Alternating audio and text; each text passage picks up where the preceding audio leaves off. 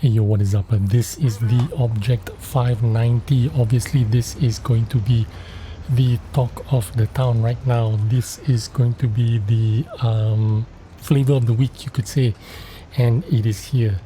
Releasing today. I've only had like a day to test it out, but nevertheless, I'm still going to try to give you my best impression of it. I had a few games with it, and my first impression of this tank is how unreliable the gun is.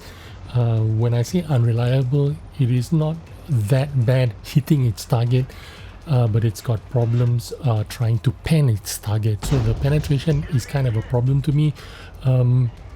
The accuracy, the aim time, 2.9 seconds to aim, takes a long time to aim, takes a long time for intra. My main gripe is the gun performance. So if you guys are out there relying on gun performance all the time, this might disappoint you a little bit. I don't know, but anyway, we are in Fisherman's Bay. I'm going right down the middle. This is a tier 8 matchup, so it's actually a pretty easy game. You know, being a top dog, being one of the 3 tier 9 tanks, or you know, whatever, or you know, be the top dog there. Basically, you've got to be as aggressive as possible, and that's what I'm trying to do. But the problem I have here right now is I don't have any shot into the city, and I think they've changed up this map, and I haven't been paying attention and didn't realize that I can't shoot in the city anymore. So I'm sitting here a long time trying to figure out why can't I get any shots here. This place used to be my favorite spot to get free shots into the target. But anyway, you can see the stats have changed a little bit. The stats are not the same from what you see on Tanks GG and what is being released, because the accuracy has been buffed from a 0.43, which would have made this tank completely unplayable. It is now a 0.38. Now I think I managed to get it down to 0.33 with food and cruise skills and vertical stabilizer and whatever, and the dispersion, the moving dispersions as well, the penalty was 0.23. I've got it down, well, I haven't got it down. The stock moving dispersion is now 0.14, as well as the aiming time. It was 3.1 seconds, it is now 2.9 seconds.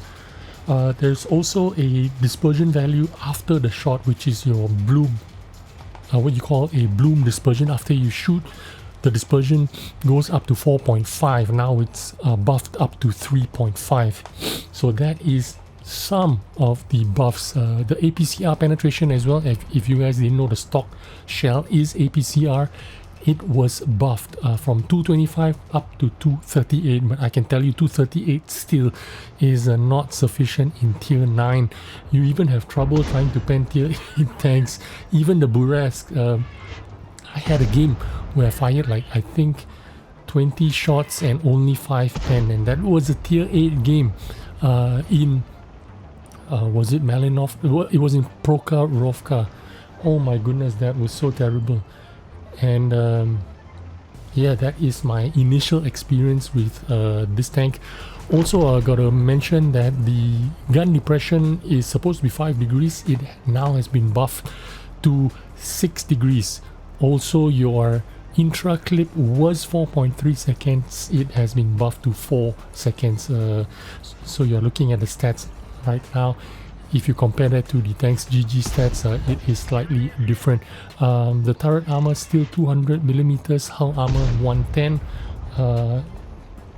It is not the greatest of turret armor, but it does work, especially over tier 8s. Right now we are losing terribly. You can see we are down 3,000 hit points. We are being overrun, forced to the corner. I'm trying to make an escape, try and get into the corner, and I'm getting shot by that E4, tier 8 E4, that medium tank.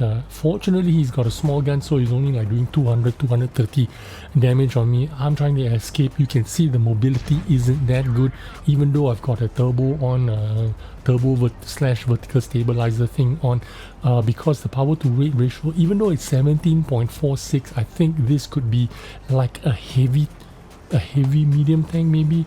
So even though that power to weight ratio with a turbo is supposed to be pretty good. I'm not feeling that mobility. So it's got two things that are really bad, which is one, the gun, and two, that mobility. Trying to get away sucks. That reload, that intra clip, I can deal with that. That is pretty good. But the accuracy is terrible. The penetration is terrible, and the mobility could be even better. I wish they buff it just a little bit more. Either do the mobility buff, or improve the aim time a little bit, or do both, improve the aim time and a little bit of that stock penetration, because this makes it completely difficult. Right now we are pinned into that corner, but the real MVP of this game is that ELC even 90. He's taking all the correct positions. Even in the early game, he took the correct position down the 1-2 line, spotting the enemy. ELC protecting that line until they broke through in the city, and we could no longer hold the city. That ELC repositioned himself to where he is now, and that is a fantastic position for an ELC to be. Very difficult for them to dig out because they don't know exactly which bush that ELC even could be in. And although the enemy has a Burrasque, they already lost their ELC. They have a Burrasque, but the Burrasque cannot go too near that ELC to try and spot him out. So we have a little bit of an advantage here. Now you can see me sitting very far behind the bushes here. That is because I don't need to do any spotting for myself. The ELC is doing it for me. The T-34-3 is doing it for me. There's an SU-130PM on my team that's further out in front. So I do not need to be sitting inside the bush and do any kind of spotting for myself. Our SU-130PM is now dead. We are still down 4 tanks, but the hit points aren't too bad. We are only down 500 hit points away.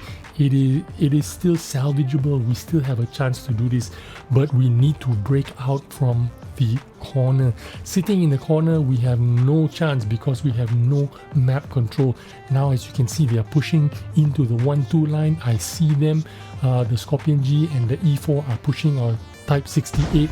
I'm hoping that the Type 68 can hold his own there at the rock, but they might just bomb rush him, so I'm just getting prepared for that in case they do bomb rush him, and they do. So I need to make my way over there and try to help out whatever's left of that type, but that type is already dead.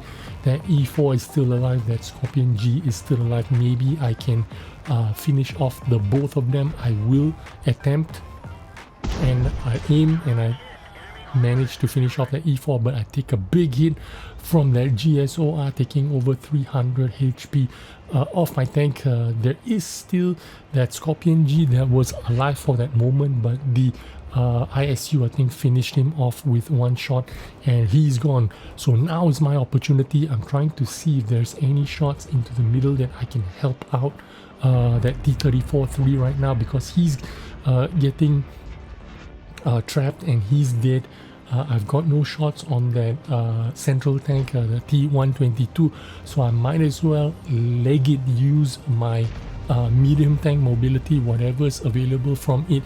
It's not a, it doesn't have that high power to weight ratio, but it does have a little bit of top speed. So I'm using that 52 kilometers an hour top speed, try and get around.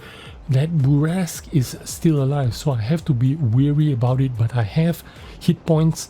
The Burrasque only has 2 shots, and I am an auto loader, so I can defend myself. I can do significant damage to that Burrasque if that Burrasque decides to harass me. So what I'm trying to do is circle around. I'm trying to be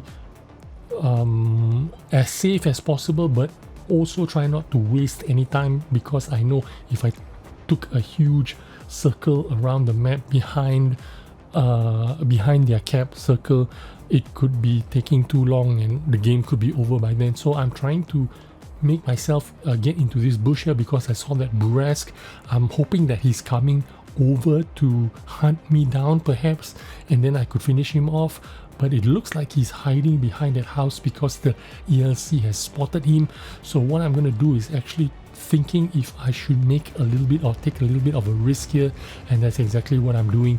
That BZ-176 could have spotted me if he's protecting the south side, but he's not. So I have some buildings in between me and that BZ-176. Assuming that 176 is still in the same position. I'm taking a little bit of a risk here, exposing myself to that BZ, but I'm exposing myself so that I can get a shot at this Buras. If this gun will work, I have to take a longer time to aim in order to get that Buras. But I do get that Buras finally, and now I got my sights set on that Type 68. I need to aim properly, take my time to aim, and I finally get him. So we finished off that Buras in the Type, and now I need to drive around. I'm anticipating that BZ 176 to be hunting me, so I'm driving around, try to hide myself behind this building, and then check in his old position to see if he's still there. Maybe he's trying to surprise butt sex me from the back. So I'm just checking this corner, peek this corner, check if he's there or not, and there he is. He has got the jump on the ELC and he lands a big shot on that ELC, but because he's a one shot, I managed to get a nice juicy shot in his ass and finish him off there. So well played to our team. The MVP again on this team is the ELC even 90. In fact, I didn't do much except flank around and give my team a chance to get some map control, and we won this game not because of me. I made a small contribution, but most of this win is going to be credited to that ELC for playing the Perfect Scout. He played the Perfect Scout in the early game, he played a Perfect Scout in the mid game, and he played his role in the late game by spotting that BZ-176 when it came time. He knew how to use his hit points, gave up a bit of his hit points to that BZ-176 so that I could have a free shot at the enemy tank, and because of that we won. So I didn't do much in this game, but you know, this pretty much sums up the 590. Pretty terrible gun, not great mobility, but a playable tank if you want a tank that's playable. I mean, look at that. ELC got over 1200 XP from that game. I didn't get much, but you know, that was my contribution. Hope you enjoyed this video, took a peek at the Object 590, and I will see you on the next video. Bye bye.